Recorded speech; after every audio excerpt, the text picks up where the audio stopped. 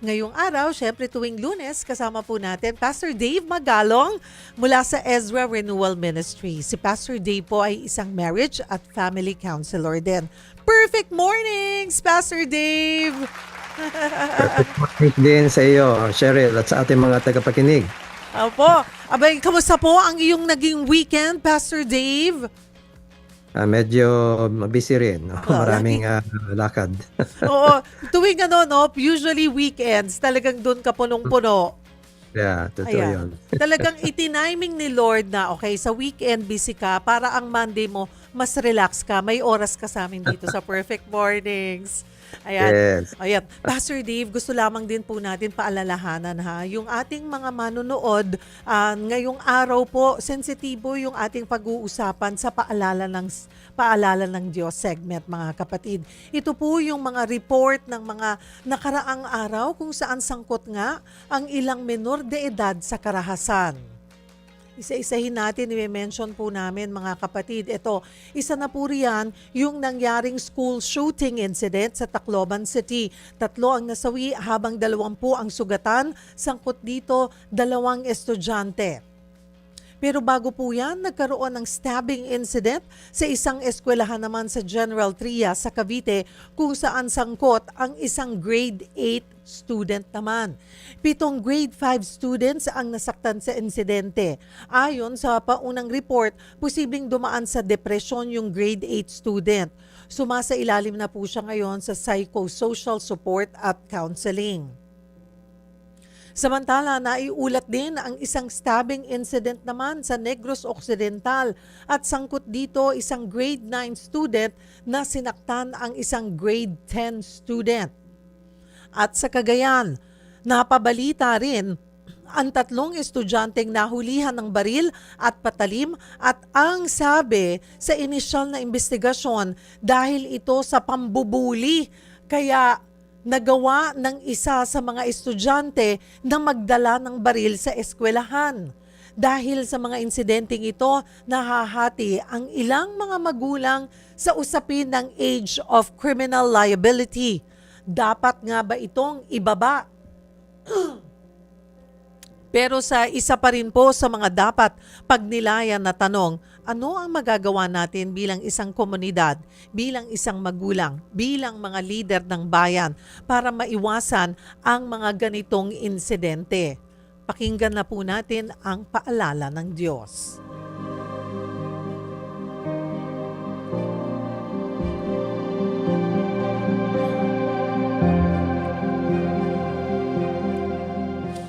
Dami Pastor Dave, nakakabahala po itong mga sunod-sunod na ganitong report. And I'm sure during our time, Pastor Dave, may mga ganyan na ng insidente, may mga nambubuli na, di ba, nangangantsaw, pero iba yung approach na ngayon sa realidad at ibang klaseng level na rin ng pambubuli at pagganti yung nangyayari ngayon. Nagiging talagang marahas na.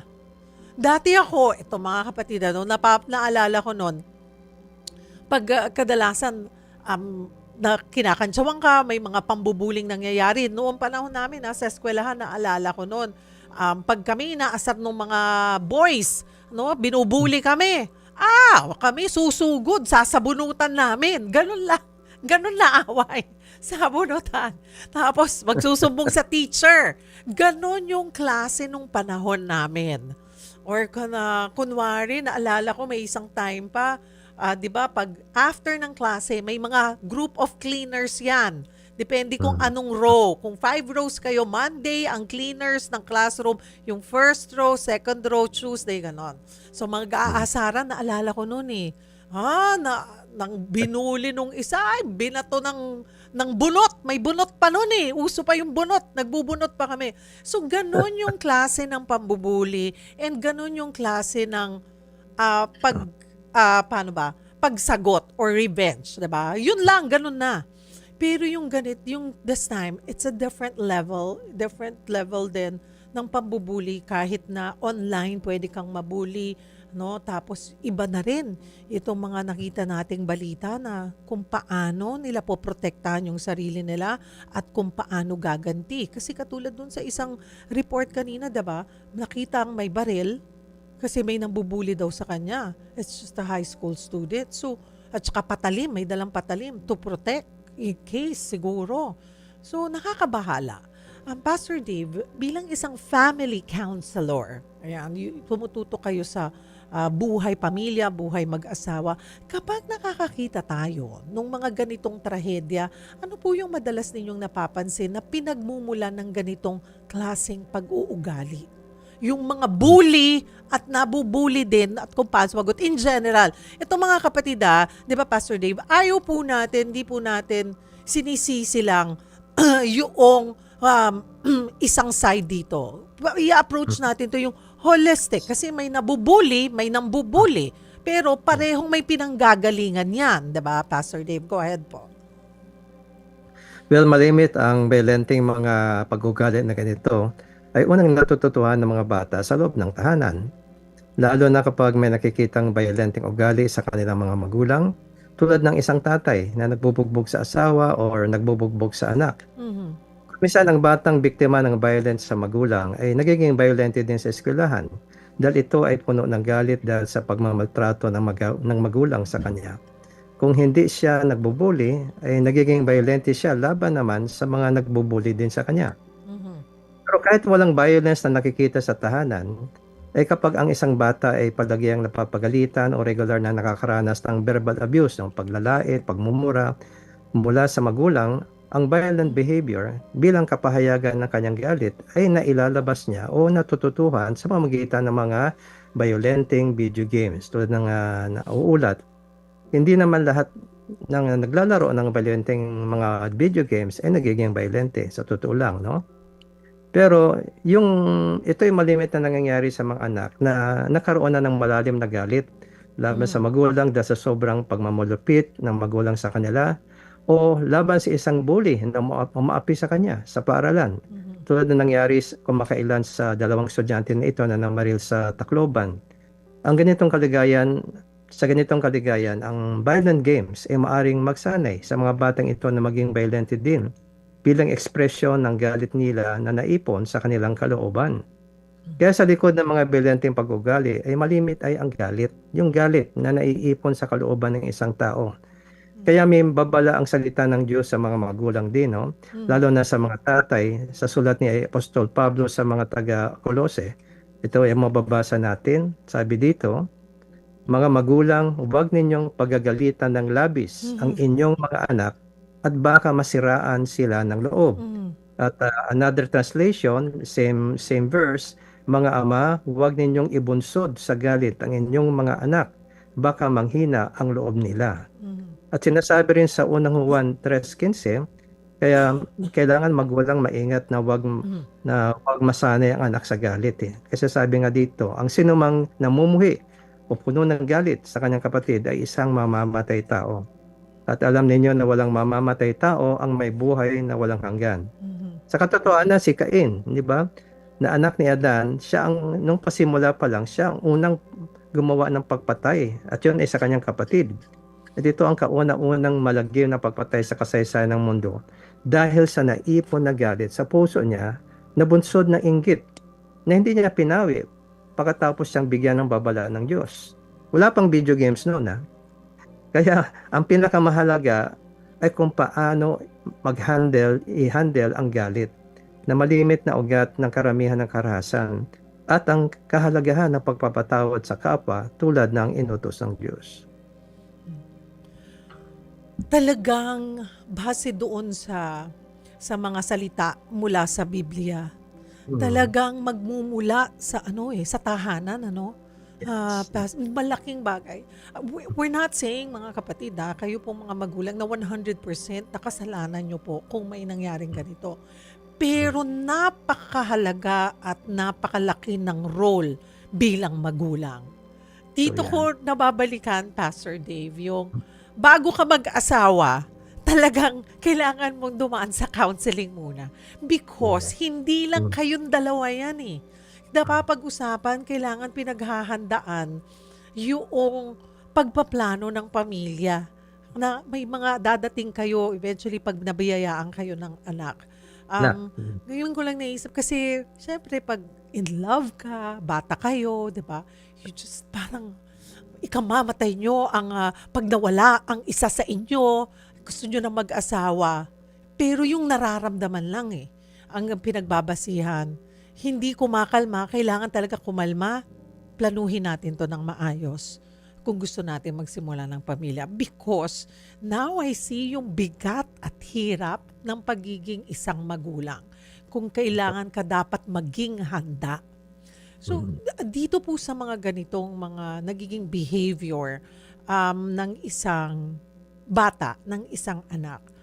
Pastor Dave, meron ba yung mga early warning signs na dapat mapansin ng mga magulang at guro bago pa lumala ang sitwasyon? Because I'm sure marami po kayong kina-counsel na kung mag-asawa man yan, hindi lang nila problemang mag-asawa ang inilalapit sa inyo. Yung concern nila sa behavior ng kanilang mga anak, hindi ba? Well, ang violenting asal na nauuwi sa pagpatay ay malimit nagsisimula sa pagpapakita ng matinding puot, Mhm. pagbabanta, Mhm. paulit-ulit na pagbabalik alaala sa ginawang kasalanan sa kanya, Mhm. obsesyon sa mga patalim o baril o sa mga panoorin o video games na violente, o pagpapanata ng paghiganti ng isang bata sa mga kasalanan na ginawa sa kanya. Dito pa lang ay dapat mamagitan magulang o guro sa pagkakaalita ng mga bata at tulungan silang umamin ng kamalian, humingi ng tawad, magpatawad sa isa't isa at paano maiwasan na maulit ang pangyayari. Mhm. Ang mga bullies naman ay dapat mabigyan ng maagang counseling at disiplina bago pa lumala ang pananakit nila at ang pagbunsod sa mga nasasaktan nila na makiganti laban sa kanila. At anumang senyas ng depression ng isang mag-aaral ay dapat din mabigyan ng maagang counseling at guidance ng magulang o ng paaralan para malaman kung saan ito nanggagaling. Mm. Iba-iba Pastor Dave, yung paraan ng pagdidisiplina sa isang bata. Issue nga rin ngayon yan kung dapat bang namamalo or kinakausap lang. Kami noon, nung bata kami, di ko sinasabing dapat gawin pa rin ngayon. Nako, sinturon! Sinturon ng tatay ko. Pag nakikita ko, tatakbo na. Ayan na, ayan na, ayan na. Tatakbo na kami sa lola. Napapalo kami talaga ng sinturon. But siguro ang isa is, pagkapalo, kinakausap kami. Alam mo ba kung bakit ko ginawa yan? Kung bakit mo ginawa ito? Rule natin yan, ganon. Sasabihin, pag tumakbo rin kami sa lola, hindi kami kukonsintihin. Poprotektahan kami. Tigilan mo na nga yung pamamalo mo. Pero pag hindi na nakaharap yung anak niya, yung tatay namin, sasabihin, kasi alam ba, bakit nyo ginawa yon? Mali kayo doon. Huwag nyo nang uulitin. Hindi rin niya kami kinakampihan. May pag-uusap. So iba-iba nga po yung disiplina. Like ngayon, hindi na sinasabi, hindi na katanggap-tanggap ang corporal punishment. Pero ano ba ang pagkakaiba, Pastor Dave, ng disiplina at parusa? Paano magdidisiplina ng may pagmamahal pero may malinaw ding hangganan po? Yun.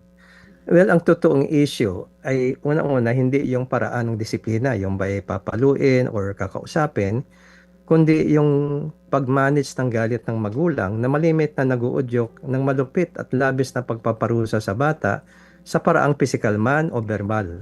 Kasi kahit ang verbal na pamamaraan, kapag ito ay naging abusive, puro paglalait, pagmumura sa bata na ang lumalabas sa bibig ng magulang dahil sa tindi ng galit, ay sa kalaunan ay nagbubunsod din sa anak na magrebelde at magkaroon ng violenteng reaksyon, lalo na pagpuno na yung bata. At lalo na kapag nangyari na ang pisikal na abuso o labis na pananakit na pisikal o pangbubugbog sa bata, lalong mabubunsod talaga ang bata sa pag-rebelde. Sa maikling salita, ang pangunahing issue, hindi yung method of discipline, kundi yung anger management ng magulang. Hindi yung metodo. Kasi ang metodo pwedeng maging iba yan, basta tama ang paggamit. Pero kung hindi makontrol yung anger ng parent, yun ang ugat ng karamihan ng pag-aabuso. Kaya kung mismo ang magulang, marimit ko sinasabi sa mga parenting seminars ko, kung mismo ang magulang ay hindi kayang kontrolin ang kanyang sariling galit, paano niya makokontrol ang ugali ng kanyang anak? Di ba? Sa Biblia kasi may lugar ang pisikal na pagdidisiplina o pagpalo.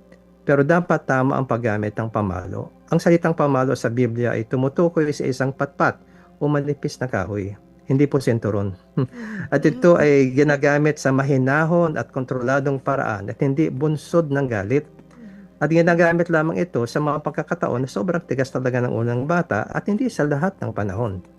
Mababasa natin yan sa Kawikaan chapter 23 verse 13 to 14. Ito po, no? Huwag kang magpapabaya sa pagdidisiplina sa iyong anak. Ang tamang pagpalo ay hindi niya ikamamatay, kundi makapagliligtas pa sa kanya sa kamatayan. Mhm. Sa Kawikaan naman na 13:24, ito mababasa natin. Mapagmahal na magulang, anak ay dinidisiplina. Anak na din ang papalo, hindi mahal ng magulang. Pero tulad ng tanong mo, paano nga pa ang tamang pagdidisiplina?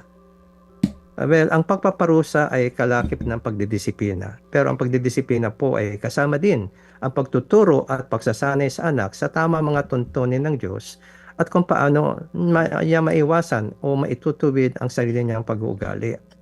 Mababasa natin ito sa sulat ni Pablo sa mga taga-Epeso 6:4. Ito pong sabi dito, mga magulang, huwag ninyong ibuyo sa paghihimagsik laban sa inyong mga anak.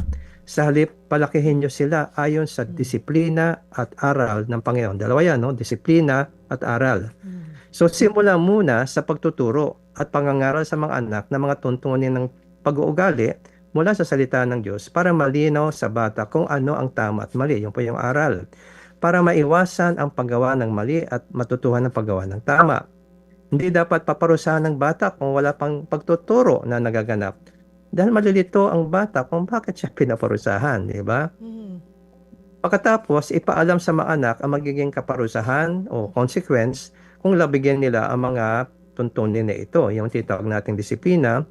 Ang bawat kaparusahan ay dapat pag-isipang mabuti at pagkasunduan ng mga magulang para konsistente at nakakaisa sila sa pagkakasatuparan ng mga ito.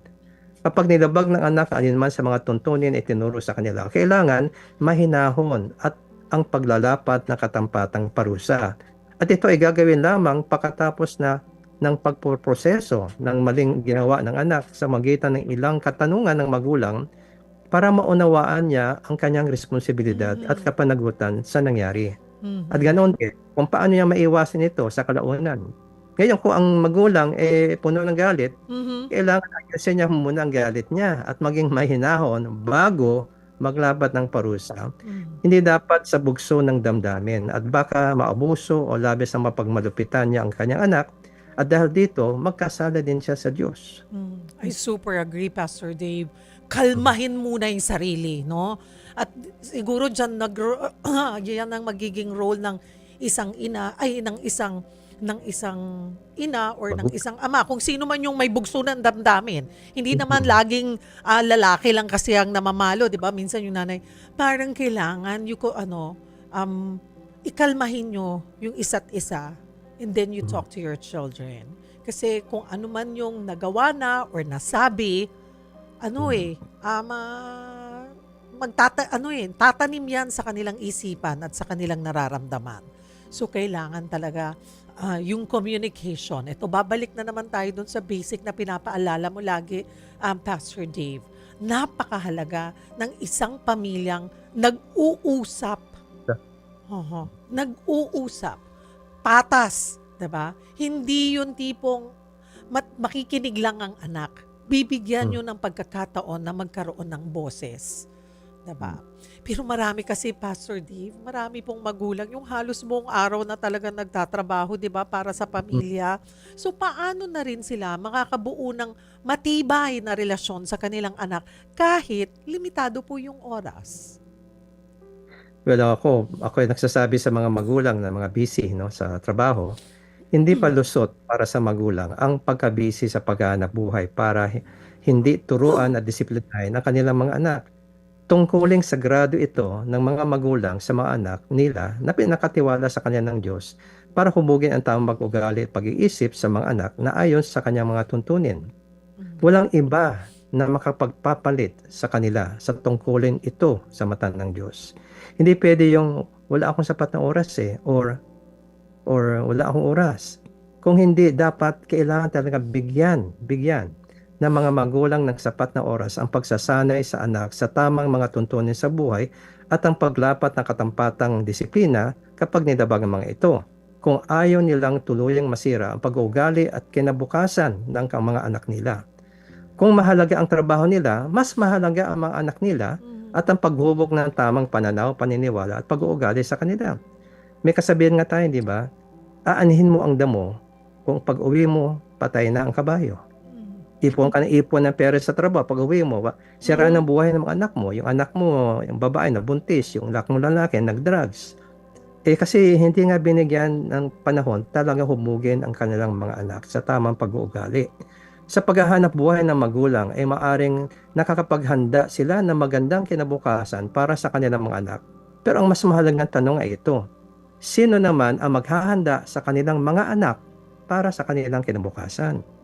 Sabi nga ni David O. McKay, walang anumang tagumpay sa buhay ang makakatumbas sa kabiguan sa pamilya. Kailan, Pastor Dave? Kailan dapat na humingi po ng professional help? Paano malalaman ng isang magulang na hindi na simpleng face lang ang pinagdaraanan ng anak at kailangan na ng counselor or psychologist? Minsan kasi in denial or iniisip na kung matigas lang talaga yung ulo ng anak mo or hindi lang talaga nakikinig, 'di ba?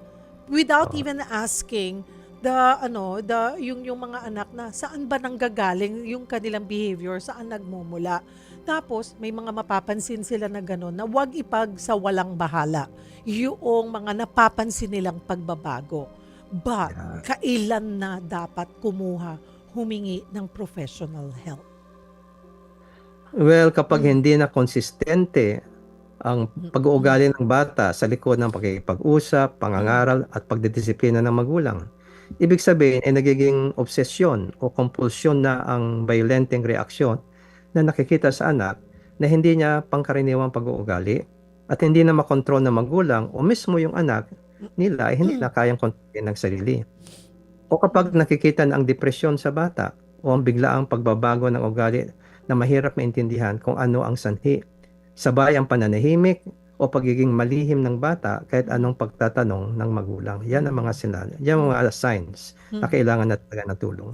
At wag po nating ipagsawalang bahala. Ito dahil ayaw nating lalong lumalim yung nararamdaman ng isang bata, ng inyong anak. Pero Pastor Dave, ito sa panahon po ng social media, gaming, at napakaraming impluwensya online, paano po natin matutulungan ang kabataan na mas makilala ang Panginoon at magkaroon ng matibay na values? Well, sabi nga sa Biblia, sa nabasa natin kanilang quotation, ay palaki ninyo sila, mga anak, ayon sa disiplina at aral ng Panginoon. Kaya dapat galing sa Panginoon ang mga tuntunin na ipinangangaral natin sa ating mga anak dahil siya ang tunay na may-ari ng kanilang mga buhay na pinakatiwala lamang sa mga magulang para ihanda sila sa pagtupad ng layunin ng Diyos para sa kanilang buhay. At ang mga tuntunin na ito ay ating makikita at mababasa sa salita ng Diyos. Ang ideal na paraan ay habang maliit pa lang ang mga bata ay ikinikwento na sa kanila ang mga istorya ng Biblia. Tulad ng ginagawa natin dito linggo-linggo sa programa na ito sa mga karakter ng Biblia. Dapat sa mura pa lang na edad ng mga bata ay tinuturo na mga ito para sa paglaki nila ay magiging kaugalian na nila ang pagbabasa ng Biblia. Pero kung magpapasimula ang magulang ng ganito, kung teenager na ang mga anak, ay mas mabisa kung ang mga magulang muna ang magpakita ng halimbawa ng paglapit sa Diyos, pagbabasa ng Biblia, at pagsunod sa mga tuntunin ng Diyos. Kasama nito ang sadyang paglalaan ng panahon para sa higit na pagkikipag-banding sa kanilang mga anak at kasama nilang ipanalangin ang pangangailangan ng bawat isa. At pagkatapos ay bilhan na bigyan nila ng Biblia ang kanilang mga anak bilang regalo. At ikayatin na silang magbasa ng bagong tipan, ang pasimula sa bagong tipan o New Testament. Makakatulong din na sila ay makaroon ng regular na pagtitipon bilang pamilya para mag-share ng lessons mula sa Bible sa pangunguna ng mga magulang. At makasama rin sila magsimba bilang isang pamilya kung saan malinaw na itinuturo ang salita ng Diyos. Sa paaralan naman ay payagan nawa ng pamunuan ang pagkakaroon ng mga Bible study o Bible sharing sa mga estudyante, kasama na ang pananalangin para sa bawat isa. Yes, yes. Oo. Magandang gawin yon during break or give them time, na parang araw-araw na maglaan ng isang group, or per class. 'Di ba? Anong ating Bible verse for the day? 'Di ba? Sa Yeah. isang klase, every day. Ayun mga kapatid, para maalala nila at dahan-dahan nilang makilala ang Panginoon. Sa dami po ng ganitong balita, Pastor Dave, madaling mawala ng pag-asa. Pero bilang Kristiyano, ano yung paalala po ng Panginoon sa mga magulang, sa mga kabataan, at sa buong komunidad? Magsisimula talaga ang pag-asa sa pamamagitan ng mga magulang. Sa kanilang paglalapit sa Diyos at sa kanyang biyaya ay magpakita sila ng magandang halimbawa ng pagmamahal, paggalang at paggawa ng mabuti sa kanilang mga anak. Kalakip nito ay ang tamang pagtuturo ng mga katotohanan at tuntunin ng salita ng Diyos na maaga pa lang sa murang edad ng kanilang mga anak at ang mahinahon at makatarungang pagdidisiplina. Kaya ito yung paalala ng Diyos sa mga magulang. Ito po yung sulat mula again ni Pablo sa mga taga-Epeso chapter 6 verse 4. Inuulit ko lang po ito. Mga magulang, huwag ninyong ibuyo sa paghimagsik laban sa inyo ang inyong mga anak. Sa halip, palakihin niyo sila sa disiplina at aral ng Panginoon. Para naman sa mga asawa, sa mga anak at ating komunidad, ito naman yung sinasabi ng salita ng Diyos na paalala ng Diyos. Sulat ni Pablo sa mga taga-Roma, chapter 12, verse 10, 17 to 19. Ito yung mababasa po natin. Magmahalan kayo at maging maggalang sa isa't isa. Sa ibang salin, magunahan kayo sa pagpaparangal sa isa't isa. Kasi alam mo sa ating kultura, dahil shame culture tayo, laging pinupuna yung mali at pangit eh. Dito sinasabi ng salita ng Diyos, ang pagmamahal ay pinapansin o malimit yung maganda sa isang tao. Hanapin yung magandang katangian ng mga anak, ng asawa, sa halip na i-focus yung mga mali at ni maganda kasi lahat naman tayo hindi perfecto, di ba? Hanapin yung maganda at bigyan ng atensyon yung pag-affirm ng maganda sa isa't isa para lalong gumanda ang relasyon. Sabi rin dito, huwag ninyong gantihan ng masama ang gumagawa sa inyo ng masama. Sa halip gawin ninyo kung ano ang mabuti sa paningin ng lahat. Gawin ninyo ang lahat na makakaya ninyo upang makipamuhay ng mapayapa sa lahat ng tao. Mga minamahal, huwag kayong maghihiganti. Ipaubayin ninyo yon sa Diyos. Sapagkat sinasabi ng Panginoon sa kasulatan, ako ang maghihiganti, ako ang magpaparusa. Maraming salamat po on that, Pastor Dave. Mga kapatid, sa ating mga magulang, hindi naman natin kayang bantayan nga ang ating mga anak sa bawat sandali. Maaari nating punuin ang kanilang puso ng pagmamahal, tamang paggabay, disiplina at higit sa lahat ng salita ng Diyos. Ang oras na inilalaan natin sa kanila ngayon ay maaaring makapagligtas sa kanilang sa mas maling landas bukas. At sa ating mga kabataan, tandaan ninyo, hindi kahinaan ang humingi ng tulong. Kung kayo ay nasasaktan, nalulungkot, nagagalit o nalilito, magsalita kayo. Lumapit sa inyong mga magulang, guro, pastor o sa mga taong nagmamahal sa inyo. May mga taong handang makinig at umalalay. Sama-sama po nating buuin ang mga tahanan at komunidad na may pag-ibig, pag-unawa at paggalang sa buhay. Dahil kapag ang Diyos ang sentro ng ating pamilya, mas nagiging matatag ang ating mga anak at mas nagiging maliwanag ang kanilang kinabukasan. Ito po marahil ang paalala sa atin ng Panginoon. Diretso na po tayo sa patutuo ng mga karakter sa Biblia.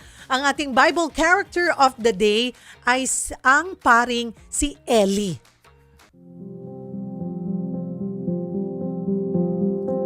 Nabuhay si Eli sa panahon ng Israel na wala pang hari. Pinamunuan ang bansa ng mga hukom.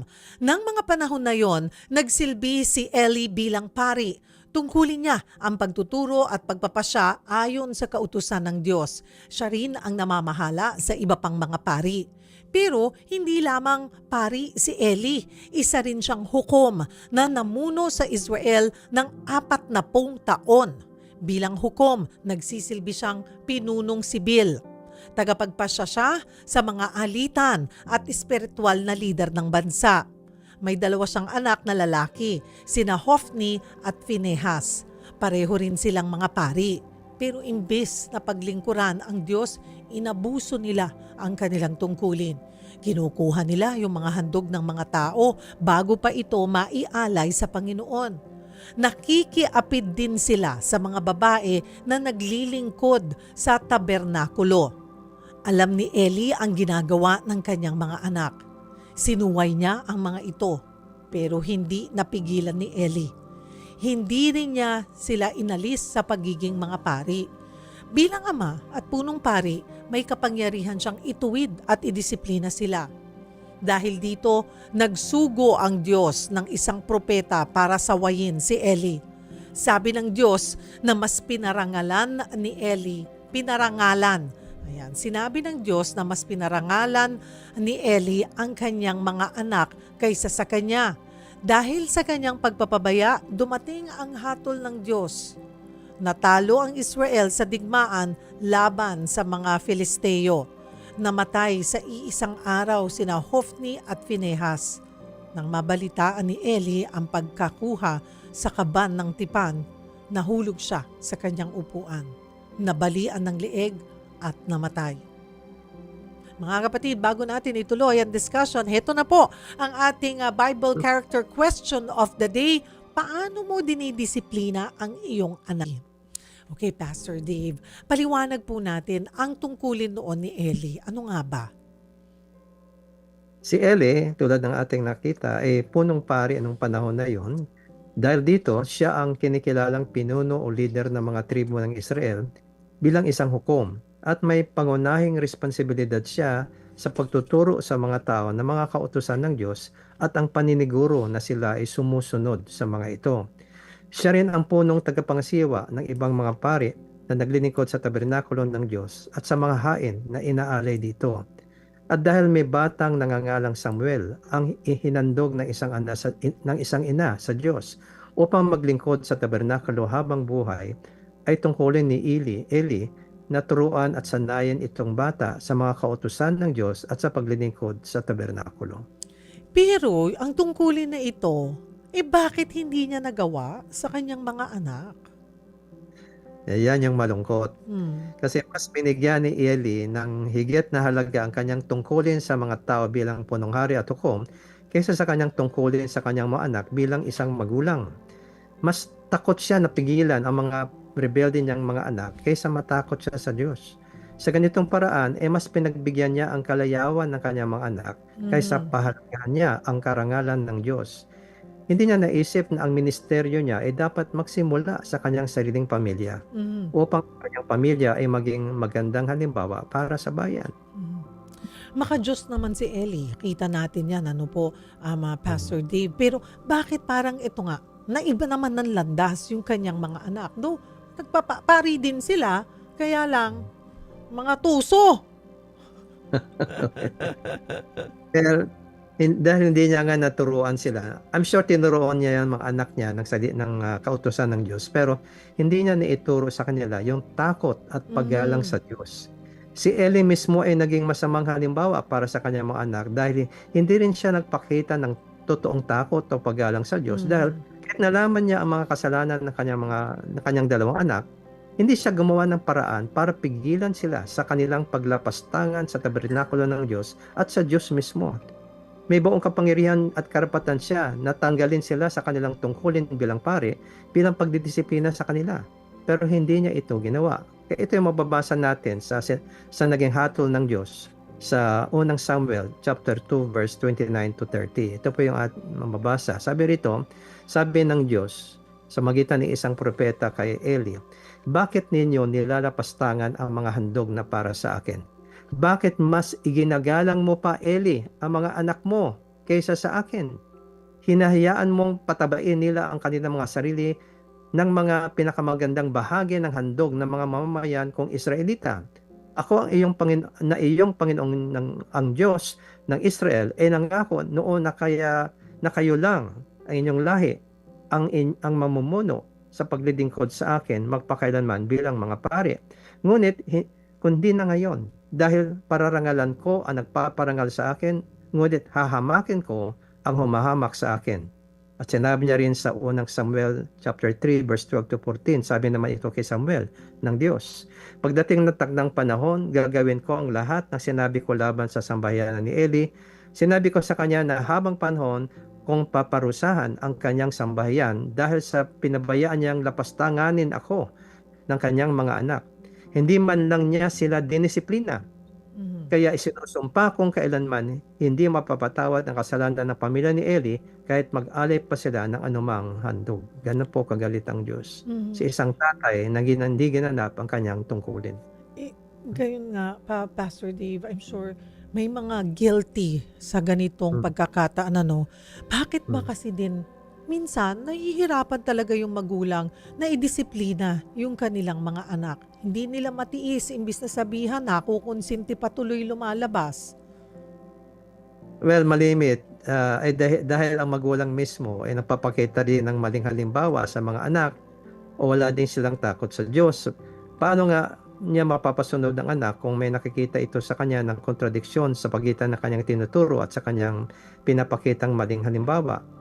Mas malimit actually, na ang dahilan ay hindi alam ng mga magulang ang tama at mabisang paraan ng pagdidisiplina sa mga anak dahil lumaki rin sila sa pamilya na maaring walang disiplina or mali ang pamamaraan ng pagdidisiplina. Kaya ako po sa matagal na panahon na almost 35 years, nakokondak po ako sa malawakang paraan ng mga seminar on marriage and parenting kasi isang ito sa ugat ng problema ng ating bansang Pilipinas.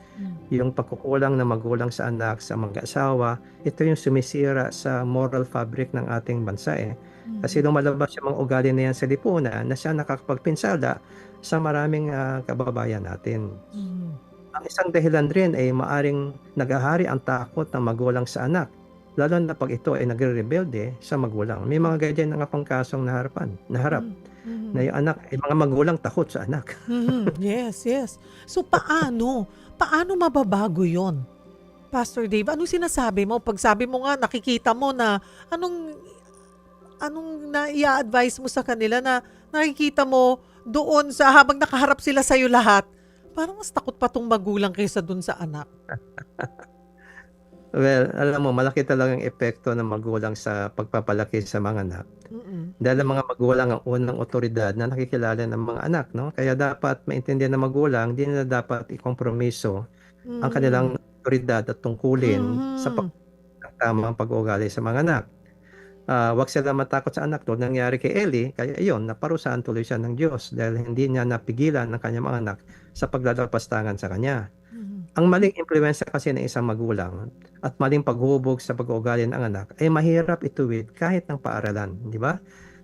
Kaya Mhm. kailangan kilalanin ng mga magulang na ang pangunahing tungkulin nila ay sa kanilang mga anak at hindi sa ibang tao at huwag tularan ang pagkakamali ni Eli. Ang pangunahing hakbang ng magulang sa paghubog sa mga anak sa tamang pag-uugali at paniniwala ay ang pagpapakita nila ng tamang halimbawa para sa kanilang mga anak. Hindi man perpekto ang mga magulang, pero mahalaga na makita ng mga anak na itinutuwid din nila ang sarili nilang kamalian sa kanilang kilos o gawi. Ang unang halimbawa na kailangan na ipakita ng isang magulang sa kanyang mga anak ay ang kanyang pagkikilala at paglapit sa Diyos at ang pagbabasa at pagsunod din ng magulang sa salita ng Diyos, ang Biblia. Ang lahat ng ibang tungkulin ng isang magulang bilang magulang ay nauugat dito dahil ang Biblia bilang salita ng Diyos ang pundasyon ng tamang paniniwala at pag-uugali na kinalulugdan ng Diyos at nag-aakit sa kanyang mga pagpapala para sa pamilya.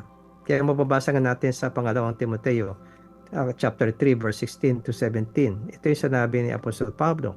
Ang lahat ng kasulatan ay kinasihan ng Diyos at kapaki-pakinabang sa pagtuturo ng katotohanan, sa pagsaway ng kamalian, sa pagtutuwid sa likong gawain, at sa pagsasanay para sa matuwid na pamumuhay, upang ang lingkod ng Diyos ay maging ganap at handa sa lahat ng mabubuting gawa.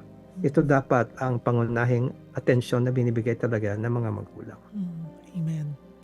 Mga kapatid, ang kwento po ni Eli ay paalala na ang pagmamahal sa ating mga anak ay hindi lang po nasusukat sa pagbibigay ng kanilang mga pangangailangan. Bahagi rin po ng tunay na pagmamahal yung pagtutuwid paggabay at pagtuturo ng tama habang may pagkakataon pa. Sa ating mga magulang, hindi natin kailangang maging perpekto. Pero hinihingi ng Diyos na maging present tayo, maging mabuting halimbawa at huwag matakot na disiplinahin ang ating mga anak ng may pagmamahal at karunungan.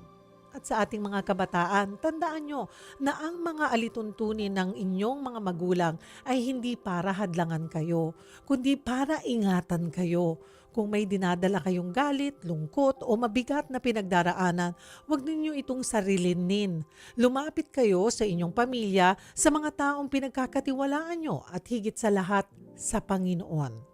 Kapag ang Diyos ang sentro ng ating tahanan, mas nagiging matibay ang ating pamilya at mas nagiging maliwanag ang kinabukasan ng ating mga anak.